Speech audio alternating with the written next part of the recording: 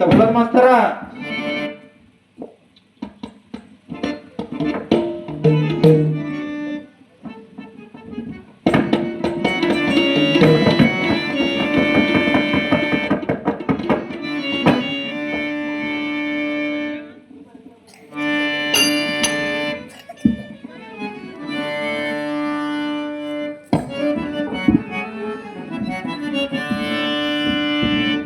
ನಮಸ್ಕಾರ ಕಾರ್ತಿಕ ವೀರ ಅರ್ಜುನ.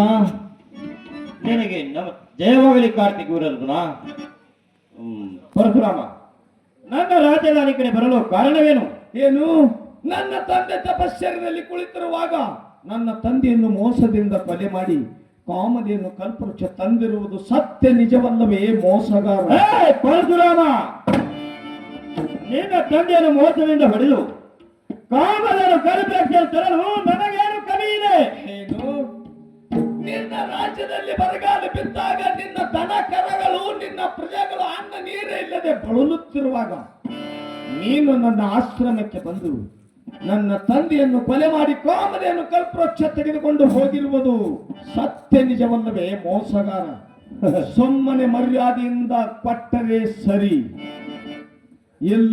ಇಲ್ಲದಿದ್ದರೆ ಇದೇ ಪರಶು ಕೊಡಲಿಯಿಂದ ನಿನ್ನ ರುಂಡ ಚೆಂಡಾಡಬೇಕಾಗುತ್ತದೆ.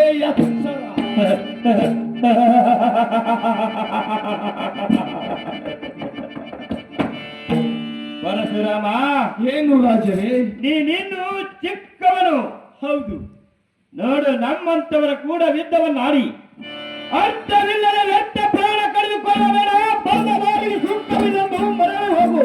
ಏನು ರಾಜರೇ, ಈ ಕ್ಷತ್ರಿಯ ವಂಶವನ್ನೇ ನಿರ್ವಂಶ ಮಾಡುವುದಕ್ಕಾಗಿ ಹುಟ್ಟಿ ಬಂದಿದ್ದೇನೆ ಈ ಭೂಲೋಕದಲ್ಲಿ ಪರಶುರಾಮನಾಗಿ. ಏನು? ನನ್ನ ತಾಯಿಗೆ ಮಾತು ಕೊಟ್ಟು ಬಂದಿದ್ದೇನೆ, ಕಾಮಧೇನು ಕಲ್ಪವೃಕ್ಷ ತೆಗೆದುಕೊಂಡು ಬರುತ್ತೇನೆಂದು.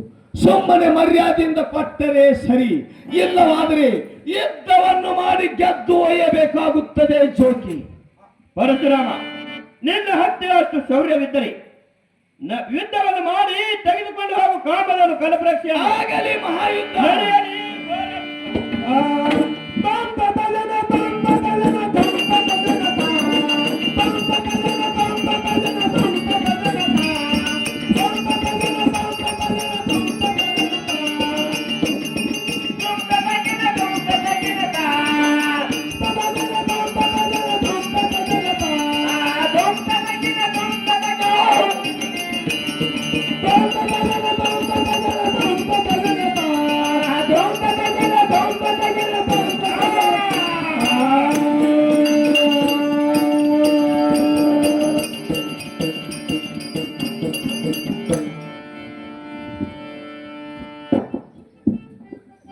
ಕಾರ್ತಿಕ ವೀರಾರ್ಜುನ, ಕಡೆಗೆ ಮರಣ ಹೊಂದಿದೆಯೋ?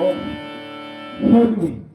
ಇದೇ ಕಾಮಧೇನು ಕಲ್ಪವೃಕ್ಷದಿಂದ ನನ್ನ ತಂದೆಯನ್ನು ಎಬ್ಬಿಸುತ್ತೇನೆ.